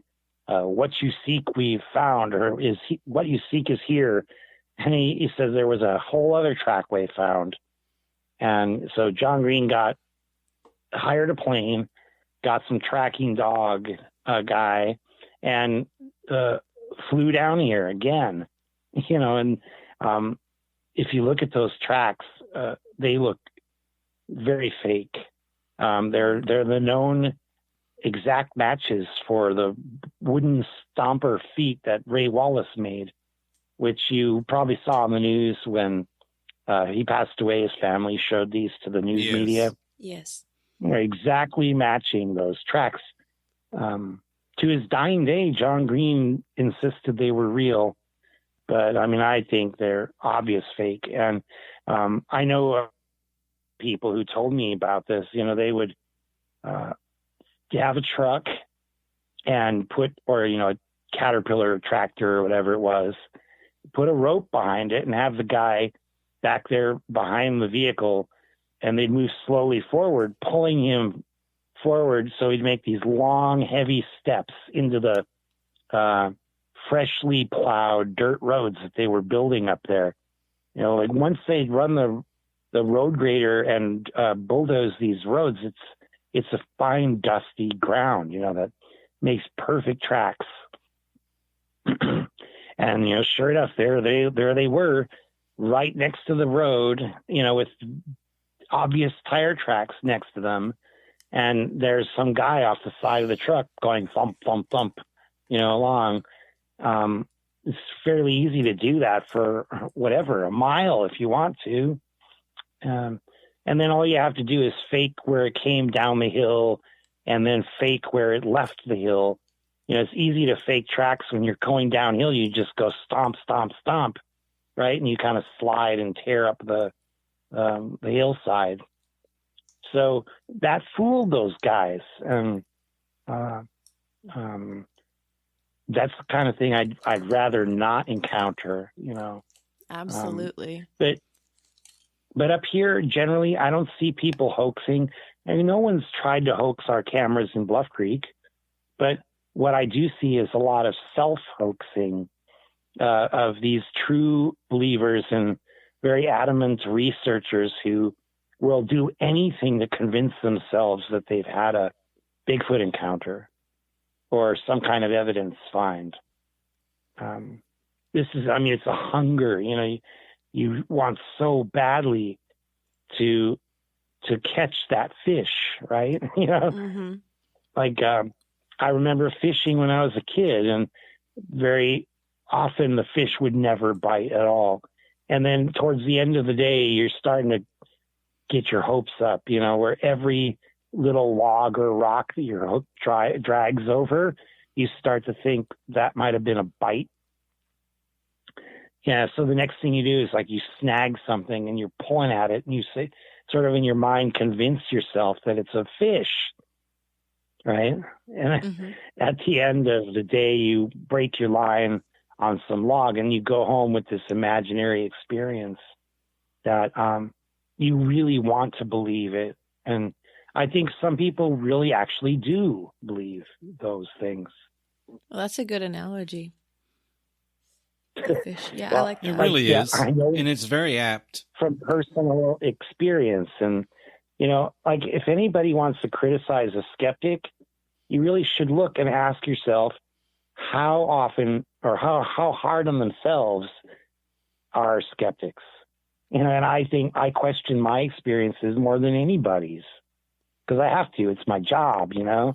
I'm responsible for my own mind, and I'm going to have to clarify these issues. I'm not just going to go, oh, yeah, that was a Bigfoot. Or if I have a weird dream with aliens in it, I'm not going to let myself believe that I really was abducted, you know. Mm-hmm. I mean, unless I got some evidence like, you know, an implant or a weird scar or something, you know. Something corroborative. Yes. Yeah. That's what you want. That's what science is all about, is replicability and falsifiability. You know, if you can replicate something without bending the truth, then it's probably true. You know, and that's how we can send people to Mars or into the other planets or, well, whatever we design or do, we can do it because of this accountability to the facts. Without it, we're just lost. And like, I think really it's sad to see the state of humanity these days where everybody seems so lost in this madness of fake news and fake bad TV shows that, like this one that was on, you know, the Expedition Bigfoot. We found out it was all shot on an old mining area, which is now a dude ranch. Oh, and that does It's nothing like for the community. Destination. Yeah, it's on an old cattle ranch and it's got some mines there. It's not, they lied about everything on that show. You know, it was completely fake. And it's all about the ratings. You know, at least Finding Bigfoot, those guys are real research people who, you know, go from town to town and interview real witnesses, mm-hmm. not actors. And they did fake a few things in the editing or whatever just because the network guys do that. But, I mean, the show was pretty authentic. I've seen them make it. They'll stretch the truth a little just to make it easier to put a show together. But the fundamental thing at the core of it was more or less real. Like, that's what they do in real life. They go out and howl and bang on trees and stuff. I've seen them do it. Well, we had the pleasure of listening to Cliff Barackman at a recent conference, and he had some really interesting things to say. And listening to his experiences, it did make you realize that, it wasn't all camera angles. A lot of it was hardcore getting it in there and digging through things and looking at stuff. Yeah. But it's still balanced with being a show. Of course. They have to put the show together. Like one time I was hanging out with the guys from the Bluff Creek Project, and Bobo got a call from the Finding Bigfoot people editing it, and they said, Bobo, like, one of your scenes was messed up, and we can't put the show together without that scene. It's like important. Like, can you go out and just get yourself recorded, like saying this stuff in the woods? So we were, Bobo wanted to meet us. We went down to Blue Lake and had a couple of beers, and then we went into the woods back above the town there, and Bobo walked around and said some stuff, and he recorded it. Rowdy had a night vision video camera, so we recorded him walking around, and he said a few lines, and that was that. It was shot in the Redwood Forest, not whatever it was, North Carolina or whatever. But I mean, that's not exactly hoaxing. It's more like you're editing something together you want to patch to fix this little problem area. So they applied the patch, and it somehow passed muster, even though Bobo was wearing the wrong hat. He realized afterwards that he had the wrong hat on. Because, like some of them say, keep it squatchy, and other ones say, gone squatching or whatever. That's interesting to hear little anecdotes like that, though. Yes. And that's one thing that's really interesting about you, is because you've kind of got your ear to the ground, and you're behind the scenes in a lot of things that actually do happen in the community. And so you've got a very unique outlook. Yeah. It somehow happens that way. I don't know how I got in the inside, but once you're in, it's hard to get out. It's like the mafia. They got to pull me back in. I've been trying to retire for about 5 years, and I can't seem to do it. People keep calling me up to do these radio shows, and but, I can apologize for that. I'm sorry. I mean, in that case, just to the hell with it. Yeah, no. The beep, it's fun. It's like a highly distracting kind of fun, like this little hobby that turns into a lifestyle eventually. It does. Like Cliff and Bobo are living it as a lifestyle completely now. I mean, like, they have their own private lives, but they're still doing the Bigfoot tour. Now they're going to conferences all around the country. I mean, it's crazy. Yeah. But I mean, those are real guys. I know them personally, and they're super human beings. They're not full of doo-doo, They're not actors. No, and that's one thing that we have to learn to appreciate. Yeah. And they're not the people that are necessarily on the screen. A lot of people have got to realize that. I know Cliff, at least to me, was very different in person. He seemed to be. Than he was necessarily on the show. And so I actually found that very enlightening, and everything. Yeah, well, they edit them to present them in a certain way. Yeah. So even Moneymaker, he gets edited too, just like the rest. So, Moneymaker's the hothead nutcase control freak, and Bobo's the goofy stoned doofus, and Cliff is the nerdy geek Mr. Rogers of the woods or whatever. And they kind of have to get edited that way, whether or not they're really that way. Right. So like Bobo in real life, he's super smart, you know. He can go on talking for hours about factual data, information, that you wouldn't think his character on TV would be able to do. But, you know, they don't want Bigfoot, they don't want Bobo sounding like a, you know, rational, serious intellect. They want him to be a goofy, lovable klutz. Yeah. Fall down and trip and, you know, so forth. But I mean, they're still the real people. They're just kind of exaggerated into playing the character a little bit. Yeah. Well, I found a cougar video. I'll play it for you here. Oh, Hold okay. on. It's on the YouTube page for Bluff Creek Project. If you click on videos, you can see the one on the top row. It's called Horny Cougar. Okay. Yeah, so here, like, I think you can hear it.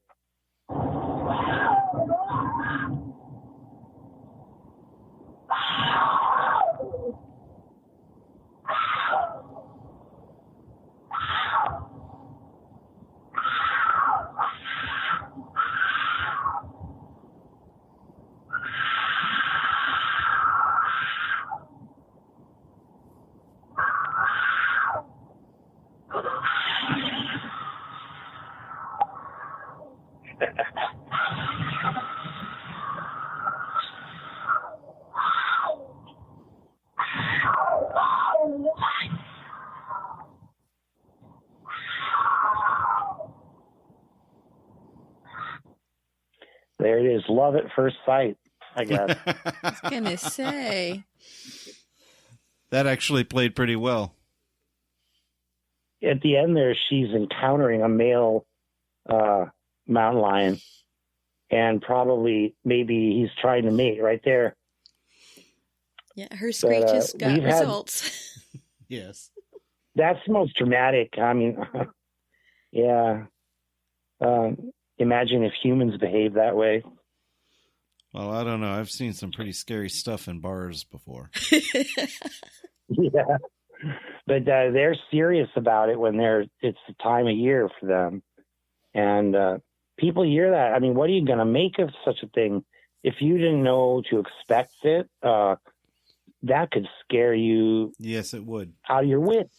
Oh, yeah. Oh, very much so. And your mind would play all kinds of things with that. You'd think it's anything but what it is. And so very much people, that's something that a lot of people in the community just, they think they may have a grasp on it, and they don't. And the truth is, none of us have a full grasp. We're all going to get fooled. I know I get fooled all the time, but you have to make an effort to try to familiarize what your sounds are out in the woods and everything else, what the animal life is and what it sounds like. And that's actually harder to do than a lot of people think. There's not as much documented calls of mammals, especially, as people assume there are. And so, coyotes, you always hear coyotes with yells or howls rather. They're always recorded howling and things like that. But you don't hear a lot of their other calls. And yet you can go out in the wild, you can go out in the field and you can record other calls that are coyote, but you can't necessarily find where they've been documented officially as that being the call. And so, that's totally true. And I've found it to be annoying beyond comprehension sometimes, because people present these sounds as evidence of Bigfoot. They have no evidence for it being from a Bigfoot. But if you have any kind of detailed experience with these animals, you know that they don't always make the exact same sound. No, they don't. They have a very wide vocabulary. Like somebody says, that couldn't be an owl. Listen to this. And it's like, well, they don't just go, who cooks for you? You know, that's one call that the barred owl makes. Mm-hmm. And they're very versatile creatures. And so are coyotes. I mean, dogs, domestic dogs too, make a very wide range of sounds that, you know, the thing that never ceases to aggravate me is this tendency people have to record a bunch of sounds and they hear nothing but coyotes and dogs barking. But somewhere mixed in there is another sound, they think. And they say, well, right there, listen to that. That's a Bigfoot. The Bigfoot is in there with the coyotes and the dogs and the owls. And somehow they're able, with their magical minds, to pluck that Bigfoot sound out of there.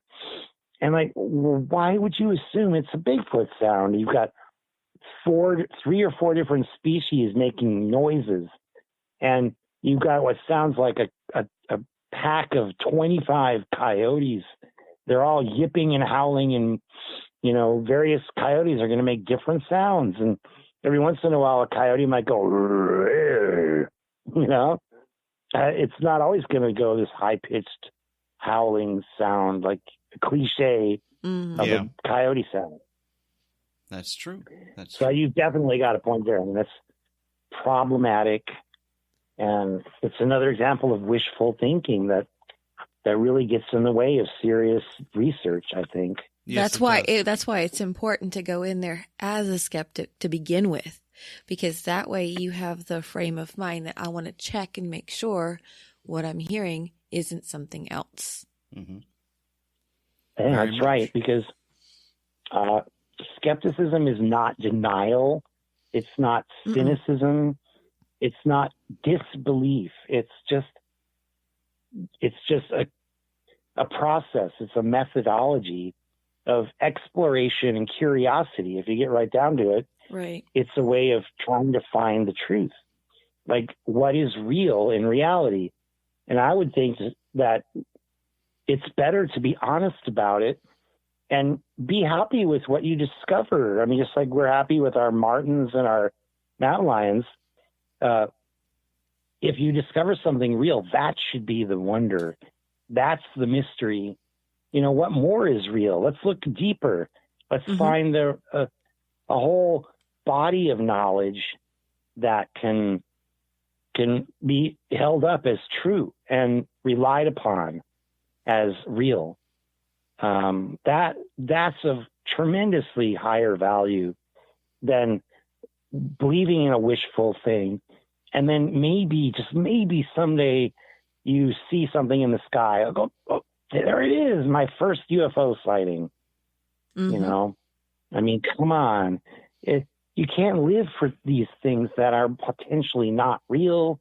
Like, if they happen to you, then you can say, wow, that happened to me. And that was cool. I've seen things in the sky that I couldn't identify. Me and a bunch of my friends saw a round sphere flying through the air. And it was obviously a physical sphere with shadow from the sunlight and everything. Flying. I don't know how something like that flies, but it was. You know, no wings, no engine, and nothing, just a ball flying through the air near Mount Shasta, of all places. That's kind of a historical hotspot for stuff like that, too, if I remember right. Oh, yeah. Yeah, they have everything there. Yeah. You know? Yeah, it's funny. Go ahead. Oh, well, you know, the Bigfoot, UFOs, ascended masters, Lemurians living under the ground under the volcano in a sacred city. You know, every New Ager on Earth wants to go there for their own reasons, including Christian spiritual people. You know, it's just amazing how people can fit these things into their own personal mythologies and belief systems. Yes, and it is. It all kind of gets molded together. That it does. It is interesting how people do that. We live in like a syncretic times, you know, like syncretic meaning like it's kind of amalgamated. Like we, the old traditions are not necessarily applicable to us anymore. We're all exposed to so much that everybody gets to choose how they're going to believe, and they assemble their realities based upon whatever various influences there are, but like Michael Shermer, the guy from the Skeptical Inquirer, he said, this is a quote from him, "I'm a skeptic not because I do not believe, but because I want to know." And that's, I think the crucial distinction, knowledge versus belief, it's an important one. It is. I like that quote. Like, you don't have to believe if you know something. Knowing something's not based upon a personal, egotistical, arrogant stance either. It's not an opinion. Knowledge is something that can be demonstrated beyond the opinion. And that's where we need to go with Bigfoot, I think. Real evidence, bring in a bone, bring in a body, maybe even a decent DNA sample, right? But don't give it to Melba Ketchum, because she'll tell you it's a lemur Nephilim ape hybrid or whatever. All right. We're coming up on the 2-hour mark, so I'm going to round this one out. Partly just because it's going on 11 o'clock here for us. But yeah, it's okay. Before we do that, is there anything you want to bring up before I ask our last question? Is there anything you haven't gotten to say yet that you'd like to, or anything? I think said enough. I think I've said the important things. Like, go join our Facebook group. It's facebook.com/groups/smart Bigfoot. All one word, smart Bigfoot. But that's the Coalition for Critical Thinking and Bigfoot Research. And we're slowly approaching the 5,000 member level. So we want to keep it growing and keep new voices coming in there. And we're pretty much the only hardcore skeptical group that's within the Bigfoot community, like not I would agree with standing that. outside of it, mocking it. But most of us in here, even the ones who just renounce Bigfoot entirely, are at least open to the possibility, or they're enthusiastic about Bigfoot. They grew up fascinated with the topic, or they've just enjoyed it all their lives, and it's part of our culture. Nobody owns Bigfoot. You don't get to claim Bigfoot is yours just because it's part of your Bigfoot religion, like Matthew Johnson does. This guy lives in Washington now. You might know him. He's that psychologist who had a Bigfoot encounter. I've heard of him. But he's completely gone over to the spiritual side. And I would advise against this, because now he's formed what amounts to a cult. And people who want to learn more about the Bigfoot that he proposes have to come to him and get the information from him. And he says that they're from outer space and they came here through a portal. And that he helped hold the portal open so that these Bigfoot species could come through from their dying planet. And the way they came through was in the form of these balls of light, these orbs. And you see what I'm saying? Like, there's no science involved there. This is totally, they may as well be saying, Holy Lord Shiva came down and showed me his 8-armed form as he danced upon the universe, or whatever. You could, say you saw and experienced anything. But I would advise, let's keep honest and be sincere in the approach to reality, because it's all that we really have. All human discoveries have been made within the universe, the universe of physics and energy and chemistry. And that's not to deny the spiritual, but perhaps we could, when we do discover the more magical things, those things will be seen as part of the natural world too. And we don't need to come and jump at these easy explanations like Bigfoot is a portal hopping fifth dimensional spirit being. Unless you're a Native American, I think you probably don't have much claim to those kinds of motifs. Right. The spirituality of a Bigfoot is it's cool if you're Native because it's part of that culture. But even then, you talk to natives, there's a lot of debate about whether it's a spirit being or an animal. I just don't think you should let your beliefs run your show.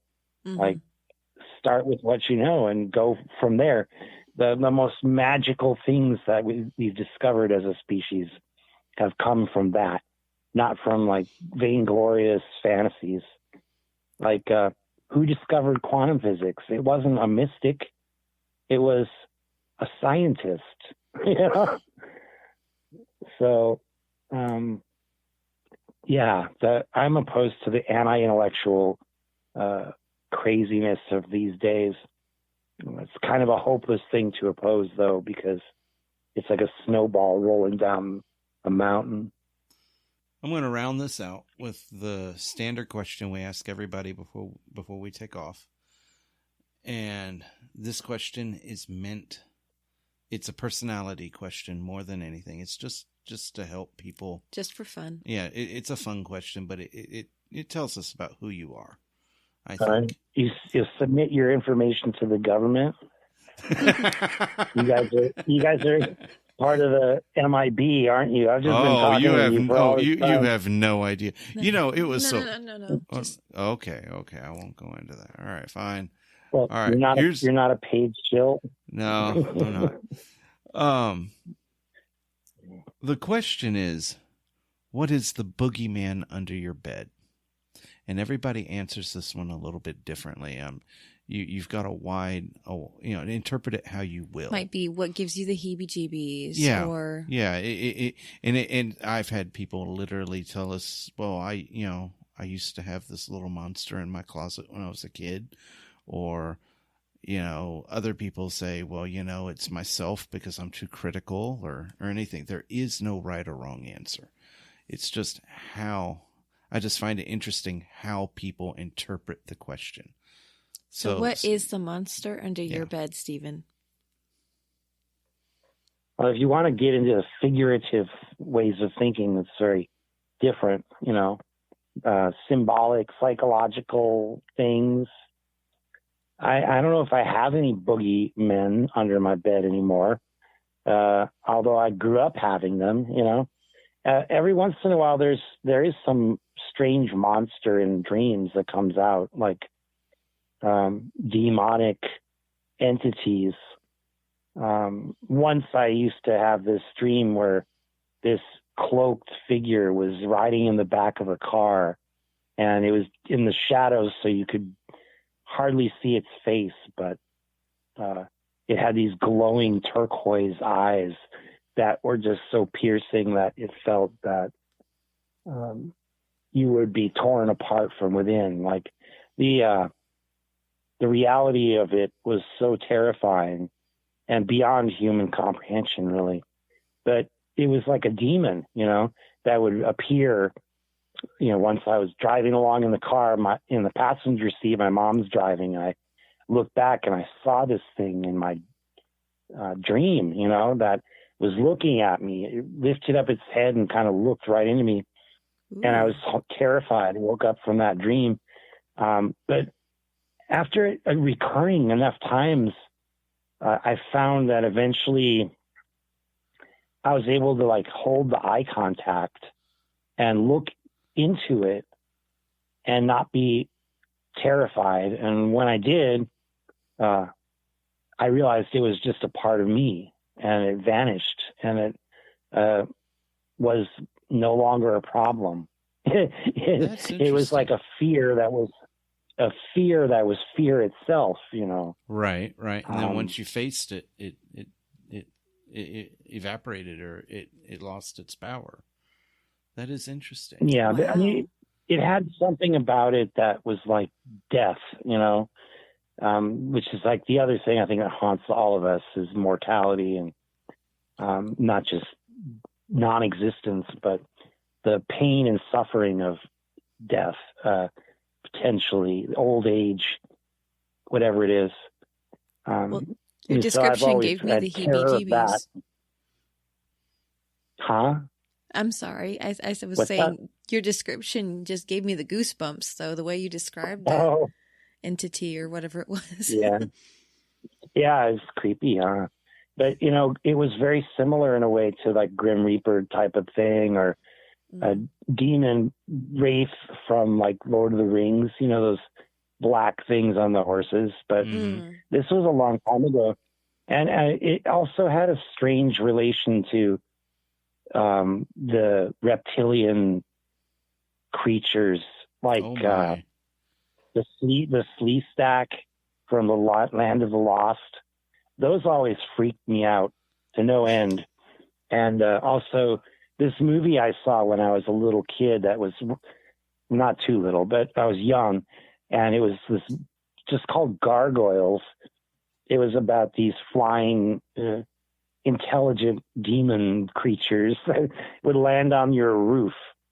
And, you know, so I read a lot of horror novels too. So I used to think that there was a demon that lived in our attic, because, like, you know, every time I'd hear a little sound up there, the wood would creak in the house, I thought, that demon.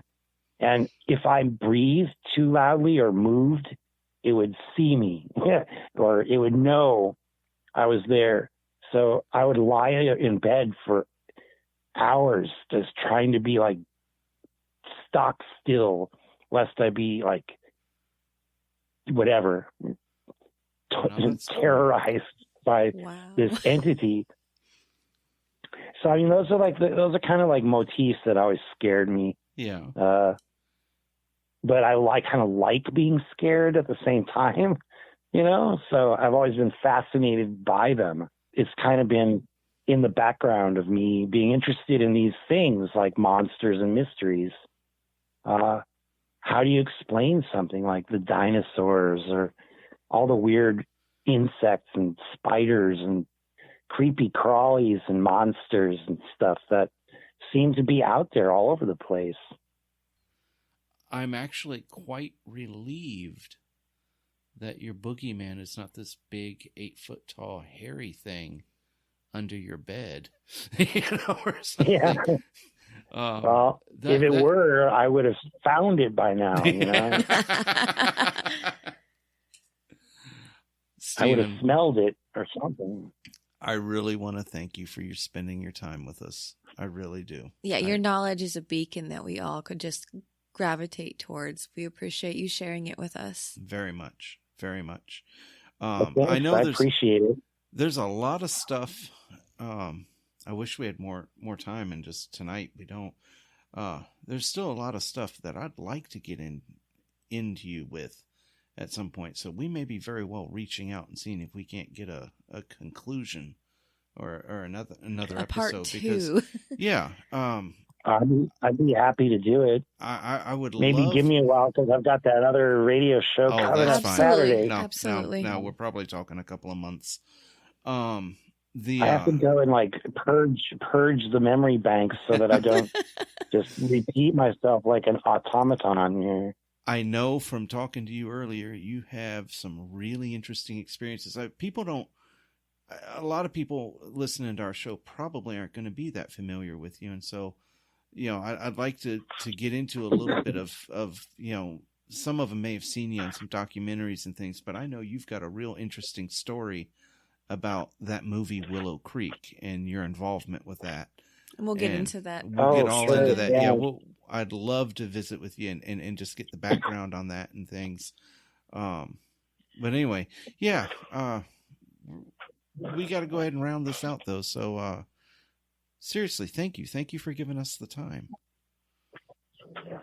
No, like I said, it's my pleasure. I always enjoy intelligent conversation. The only thing I don't like is having to repeat myself over and over again. Like, I can understand. How do I get to the film site? If you want to find the film site, it's on my blog. Bigfoot's blog, Bigfoot Books blog.blogspot.com. I put a lot of work into that. So, or find the Bluff Creek Project, and we have directions there. But I'm happy to help, and we're happy to take people out there to Bluff Creek and see it. We're not going to charge you $350 like the BFRO either. Let me ask you this. I'm curious. You have the bookstore. Do you have a map in the bookstore that shows the location? Yes. You can get those maps by donating money to the Bluff Creek Project if you want. Jamie handles all that. It's gone through the blog page. Okay. And we usually have those maps for donation perks because it gets expensive. We wanted to have a publicly funded project, so we have a transparent crowd-funded project with the batteries and the cameras are mostly donated.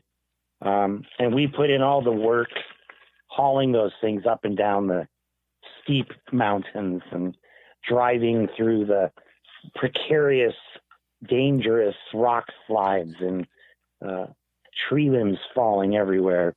And it's it's a project, and we always appreciate that. That stuff's all out there published for you, and we're happy to kind of help people along. But I'd like to think my days as an unpaid tour guide are over. Time to pass that buck. Thank you very much. We will talk to you later. You have a good night. Okay, you too. Thanks. Okay, all righty. Bye-bye. Guests of Cryptid Connection are all members of the Cryptid Connection website. Join the community, a safe, secure, and private place for all your paranormal and cryptid pursuits. Every cowboy, he always misses when he's aiming at the target in his head. And every broken man finds his idle hands grasping at tomorrow's promised land.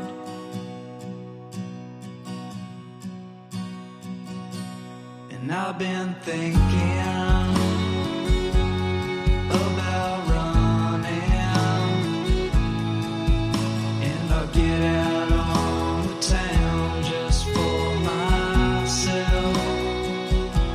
And that's when I saw her, and she looked right through me. And when I said I do that day, I really do.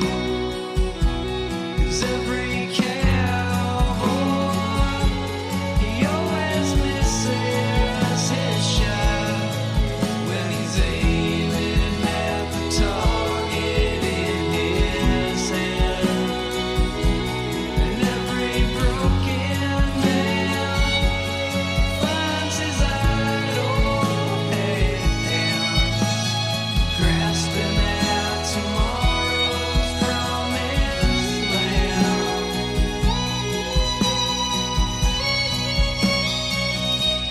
And I've been thinking about riding,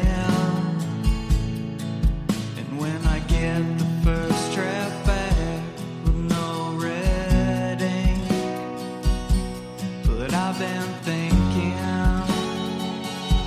to do my best work. Yeah, I've gotta leave this town to find my way. And when that plane touched down on that island town. I knew that my life's worth was in their hands. So I started digging wells of water, and I'm a hero in their eyes. It's clear to see. 'Cause every cowboy, he always misses his shot when he's aiming at the target in his head. And every broken man finds his idol hand, grasping at tomorrow's promised land.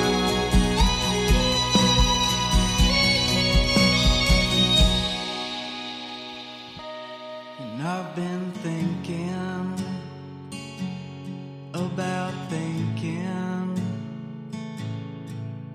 about the time that I have wasted sitting here.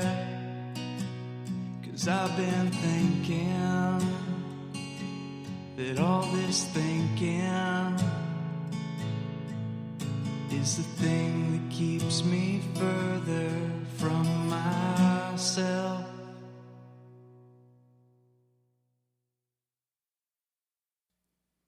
The music and soundtrack for the opening is from Epic Film Score by Alex Kaskin.